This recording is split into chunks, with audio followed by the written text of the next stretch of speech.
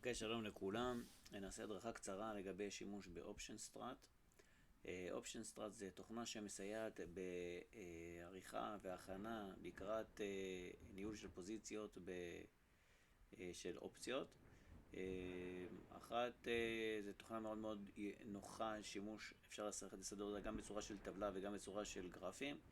יש בתוכנה, נעבור עליה בקצרה. קודם כל יש כאן אפשרות, כאן אני כבר נכנסתי, אני כבר רשום לתוכנה, אפשר להירשם לתוכנה בלוג אין, וכבר יש לך כאן בצד כל האפשרויות, אנחנו נרחיב עליהם בהמשך. יש כאן בגדול אפשרות לכל הסוגים של האסטרטגיות, ממש מהפשוטות ביותר עד המורכבות ביותר. כלומר, התוכנה נותנת לך את האסטרטגיה שאתה רוצה עם כל הגרף.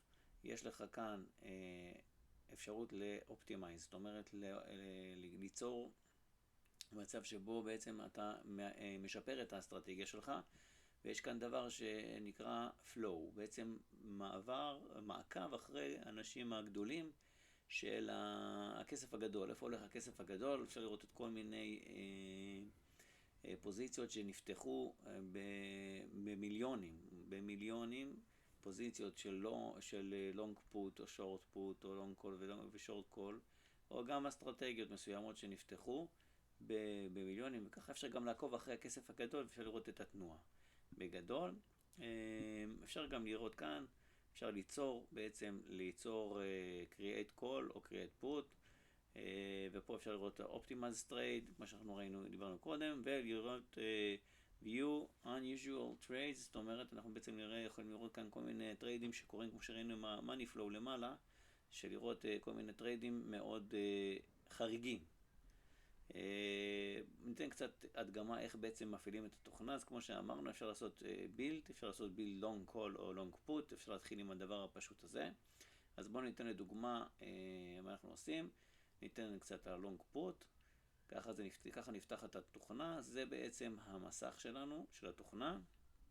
כאן יש לנו את הליין של התאריכים, של הפגיעות. כאן יש לנו למעלה את האפשרות לרשום איזה טיקר שרוצים.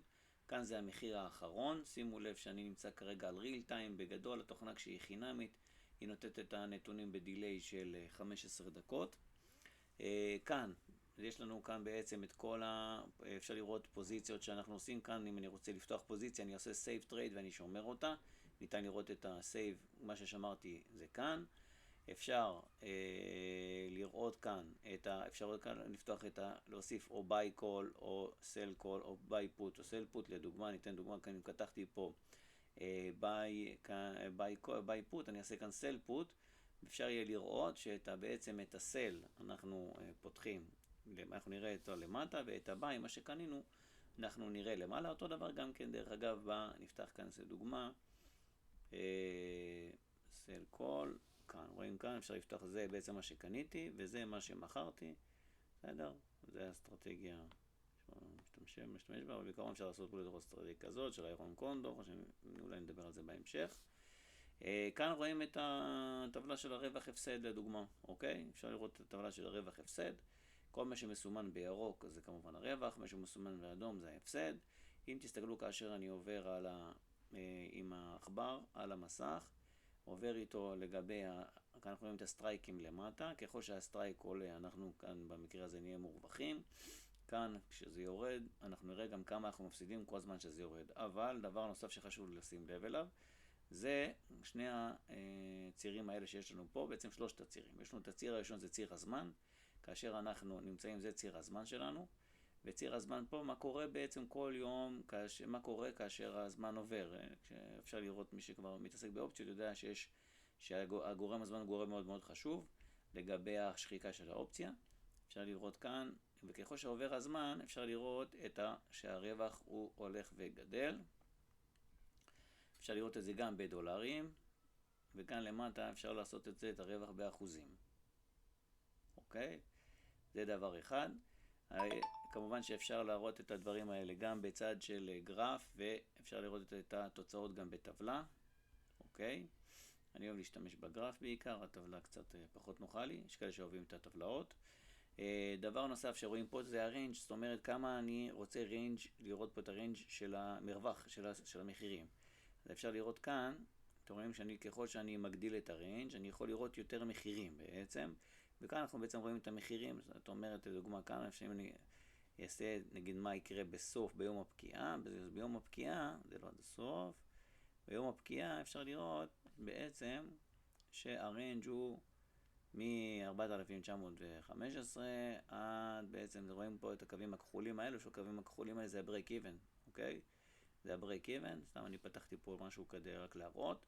מה עוד אנחנו יכולים לראות כאן? כאשר יש לנו שינוי ב-implied volatility, בתנודתיות, מה קורה בעצם לפוזיציה. אז אם ה-implied volatility עולה, אנחנו רואים שבעצם ה-break even שלנו הופך להיות צר יותר, הוא נצטרך כדי שיעבור הזמן כדי להרוויח, וככל שה-implied volatility יורד, אנחנו רואים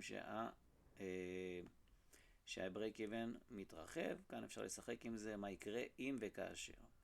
אוקיי? דבר נוסף שאפשר לראות בתוכנה הזאת, זה את היווניות. רואים פה את כל היווניות, את הדלטה, את התטא, לא נרחיב על זה כרגע, את הגמא, את הווגה ואת ה-RHO. כל מה שאנחנו רוצים לראות בכל היווניות, אז גם הנתונים שאתה מקבל על אותו פוזיציה, כמובן זה משתנה עם הימים. דבר נוסף, מה אנחנו עושים? אם אני רוצה עכשיו לעשות תאריך, אם אני רוצה לדוגמה לפתוח איזשהו דאבל קלנדר או משהו כזה, אז איך אני משנה, או קלנדר, איך אני משנה את התאריכים פה. אז כאשר אני לוחץ על כל אחד מהמחירים, כל אחד מהסטרייקים, נפתח לי בעצם איזושהי טבלה. שם אני יכול לשחק עם הכמויות כמובן, אני יכול לשחק עם הכמויות, פחות או יותר. אוקיי, אם אני רוצה לשנות כמות פה יותר או פה פחות, אני מוריד את הסימון הזה של הטבעות.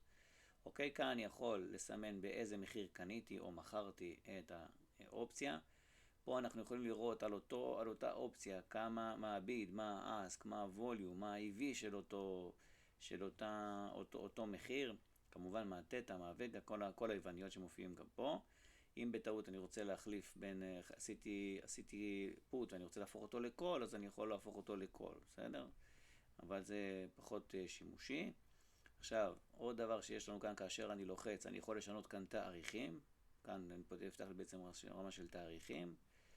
כאן ואז אני מזיז את התאריכים ימינה ושמאלה. דבר נוסף שיש לי כאן זה exclude, זאת אומרת אני יכול בעצם להוציא אותו, לראות מה קורה בפוזיציה, לא שאני סוגר אותה, אלא כשאני רוצה לראות מה קורה עם או בלי. סתם רואים ואז בעצם זה נשאר, אבל מה קורה בלי או עם אותו סטרייק שמכרתי או קניתי, לא משנה מה. אני כמובן יכול להחזיר את זה בחזרה include. ודבר נוסף שיש לי כאן, אני יכול להסיר את אותו סטרייק שמכרתי או קניתי.